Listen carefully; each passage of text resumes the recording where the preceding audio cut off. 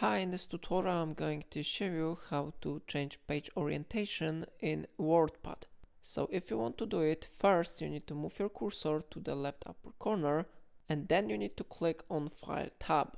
Now we need to move our cursor down and here we have something like page setup. We need to select this one option and then this window should be successfully displayed here. So if you would like to change orientation, you have here two options. On default it is set to portrait, but if you would like to change it to landscape, you need to select this one option. So you need to check it, and after that you will see here that the preview has been successfully changed. If you would like to save changes, you need to click OK button, and how you see page orientation has been successfully changed to landscape.